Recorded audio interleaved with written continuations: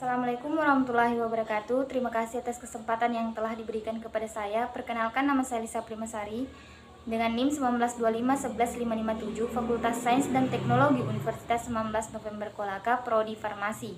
Di sini saya bertindak sebagai moderator untuk membahas materi tentang perkembangbiakan jamur atau fungi. Jamur adalah makhluk hidup yang sudah mempunyai membran inti atau eukariotik, tetapi tidak dapat membuat makanannya sendiri karena tidak mengandung klorofil, sehingga tidak dapat berfotosintesis seperti tumbuhan. Jamur memperoleh makanan secara heterotrof dengan mengambil makanan dari bahan-bahan organik yang ada di sekitar tempat tumbuhnya, kemudian akan mengubahnya menjadi molekul-molekul sederhana yang diserap oleh hifa. Kemudian, jamur merupakan organisme heterotrof yang dapat mendapatkan sumber makanan dari penyerapan atau absorpsi. Jamur mencerna makanan dengan cara mensekresikan enzim-enzim hidrolit dengan kemudian menguraikan molekul kompleks menjadi molekul sederhana yang dapat digunakan sebagai sumber makanan oleh jamur. Reproduksi jamur dan siklus hidup jamur. Reproduksi atau perkembangbiakan adalah pembentukan individu baru yang memiliki karakteristik dari sifat induknya. Reproduksi ini bertujuan untuk mempertahankan jenis dari kepunahan. Menurut Darnot, pada tahun 2006, reproduksi jamur secara umum terbagi atas dua tipe, yaitu aseksual dan seksual. Reproduksi aseksual yaitu tidak melibatkan persatuan inti, yaitu dengan pembelahan diri atau pembentukan tunas, sedangkan reproduksi seksual yaitu dengan adanya persatuan dua inti jamur. Reproduksi jamur uniseluler secara aseksual yaitu membentuk tunas dan membentuk spora, sedangkan secara seksual membentuk spora askus.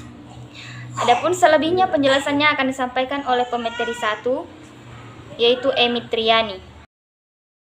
Saya akan melanjutkan materi dari teman saya, yaitu tentang reproduksi aseksual. Perkembangbiakan yang umumnya terjadi pada jamur adalah pertumbuhan dari spora aseksual. Spora aseksual jamur diproduksi dalam jumlah banyak, berukuran kecil, dan memiliki bobot yang ringan, dan sifatnya tahan terhadap keadaan kering. Spora ini dapat dengan mudah berterbangan di udara dan tumbuh menjadi miselium baru di tempat lain. Reproduksi aseksual jamur dengan spora aseksual dari fermentasi hifa. Pada fermentasi atau pemotongan hifa, setiap patahan hifa akan tumbuh menjadi individu baru. Pembelahan mitosis dari sel jamur yang haploid membentuk spora aseksual. Jika spora aseksual mencapai tempat yang menguntungkan, maka spora aseksual akan memulai pembelahan mitosis.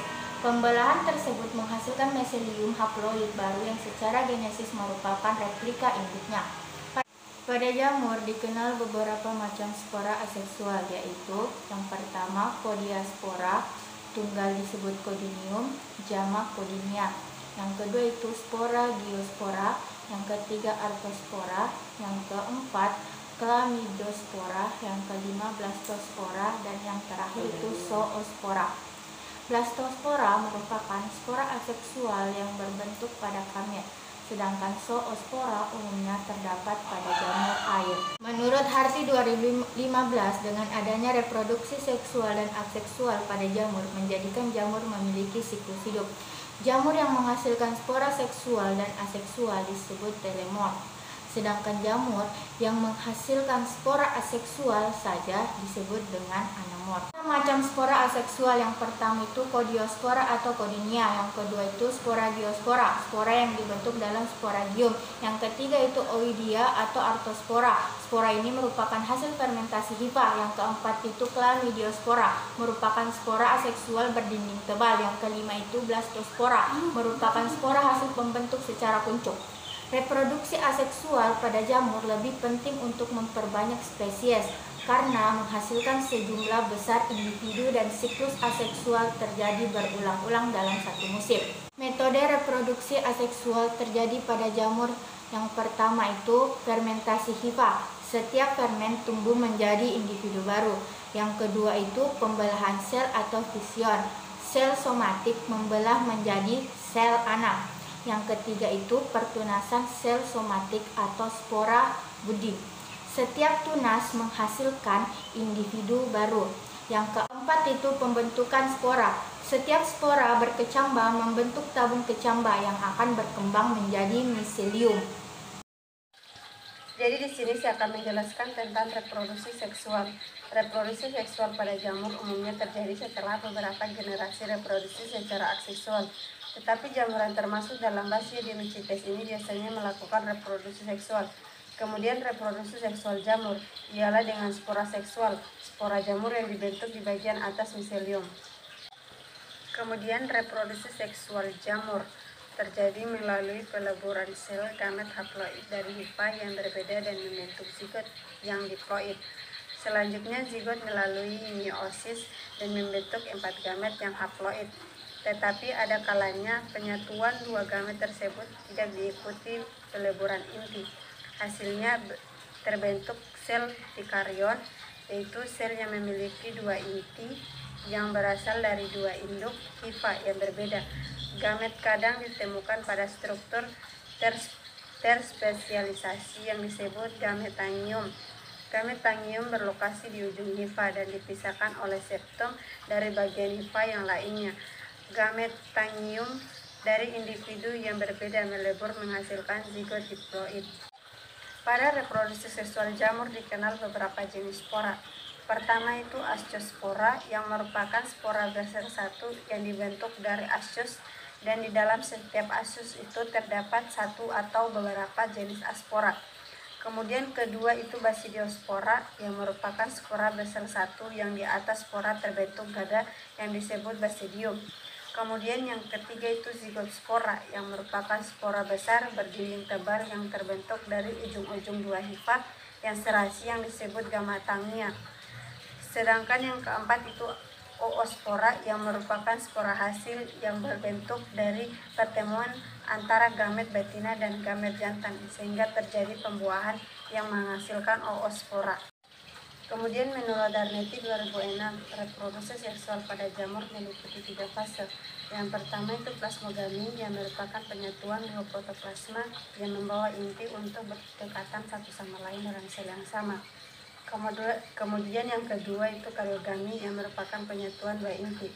Pada sebagian besar jamur sederhana, karyogami umumnya terjadi segera setelah plasmogami. Tetapi pada jamur yang lebih kompleks, proses plasmogami dan karyogami dipisahkan oleh waktu dan tempat. Kemudian plasmogami ini mengakibatkan sel berinti 2 yang mengandung 1 inti dari tiap induk yang dinamakan dikaryon. Jika kedua inti ini bersatu, maka hifa baru yang berinti 1 disebut monokaryotik.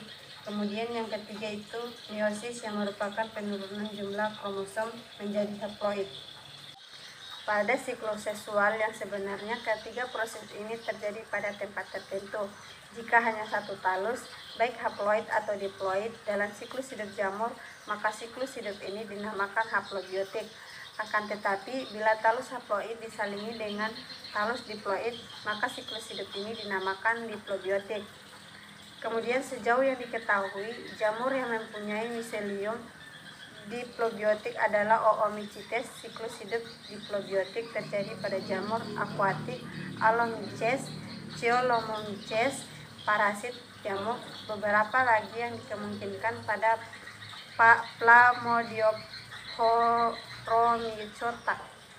Baiklah, saya akan melanjutkan materi tentang perkembangbiakan fungi, yaitu mengenai zigomikota. Pada gambar di samping dapat kita lihat siklus hidup dari zigomikota. Pada gambar tersebut terdapat reproduksi secara aseksual dan reproduksi secara seksual. Reproduksi secara aseksual pada zigomikota yaitu dengan menggunakan spora vegetatif, di mana pada ujung hifa tersebut membentuk gelembung sporangium yang dapat menghasilkan spora. Pada beberapa hifa akan tumbuh ke atas dengan ujung yang menggelembung membentuk sporangium, di mana sporangium ini berfungsi sebagai penghasil spora vegetatif. Sporangium yang sudah masak akan berwarna hitam dan kemudian akan pecah dan tersebar di tempat yang cocok atau yang sesuai, dan spora akan tumbuh menjadi miselium yang baru. Reproduksi secara seksual yaitu diawali dengan 2 hifa yang berlainan jenis, yaitu hifa jantan atau hifa positif dan hifa betina atau hifa negatif yang saling berdekatan. dan keduanya itu bersifat haploid. Hifa jantan dan hifa betina yang saling berdekatan akan membentuk cabang hifa berupa tonjolan yang disebut gametanium, dan jika dalam bentuk jamak maka disebut sebagai gametania, yang masing-masing mengandung inti haploid. Kedua gametania tersebut akan bertemu dan kemudian akan mengalami plasmogami atau penyatuan plasma sehingga akan membentuk sigospora. Sel sigospora akan membentuk suatu lapisan berdinding kasar dan tebal yang dapat menahan kondisi kering dan lingkungan yang tidak menguntungkan lainnya selama 1 bulan. Apabila kondisi lingkungan telah kembali seperti semula, maka akan terjadi kariogami atau penyatuan inti, sehingga inti diploid berpasangan menyatu. Proses ini secara cepat diikuti pembelahan meiosis. Sigospora tersebut kemudian mengakhiri dominasinya dan berkecambah menjadi sporangium pendek yang menghasilkan spora. Spora akan berkecambah dan tumbuh menjadi miselium yang baru. Ascomycota adalah filum atau divisi dari fungi. Anggota filum ini tersebar di seluruh dunia. Ascomycota dapat berproduksi secara seksual maupun aseksual. Sebagian besar dari jamur yang termasuk golongan Ascomycotina mempunyai hifa bersekat-sekat dan bercabang-cabang. Selain itu, terdapat jenis jamur yang mempunyai hifa terlubang sehingga protoplasma dan inti sel dapat mengalir dari satu sel ke sel lainnya. Struktur tubuh jamur dari golongan Ascomycotina ada yang multiseluler atau uniseluler, seperti pada fungsi Ascomycota mengalami meiosis setelah membentuk zigot yang berumur pendek dan menghasilkan meiospora dengan pembentukan sel bebas dalam sebuah meiosporangium yang disebut ascus.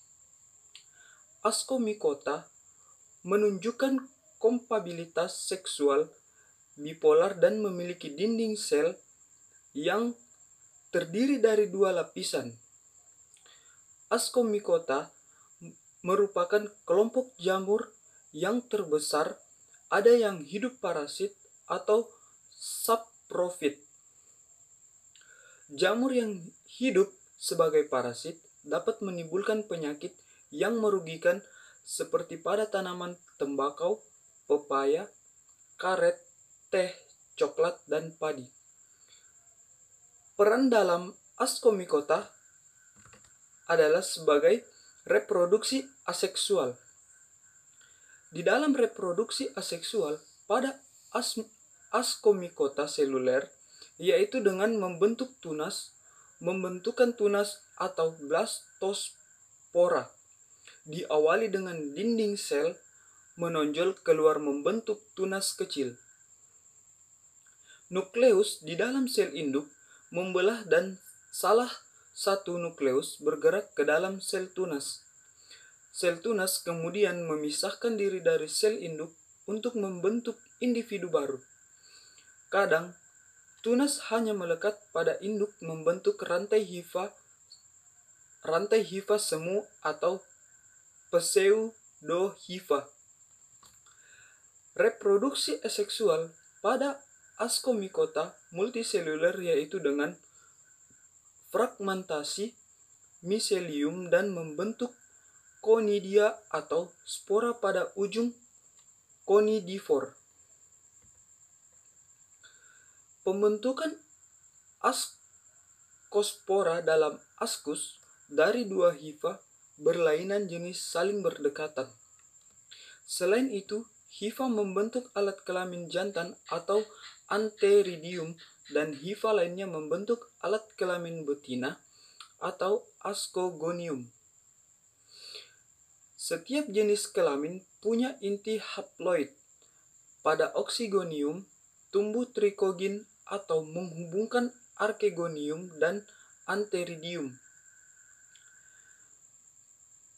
Plasma pindah dari antheridium ke ascogonium atau membentuk hifa. Kumpulan hifa ascogonium dikaryotik membentuk ascokarp. Ujung hifa pada ascokarp membentuk ascus dengan dua inti haploid berpasangan. Kedua inti mengalami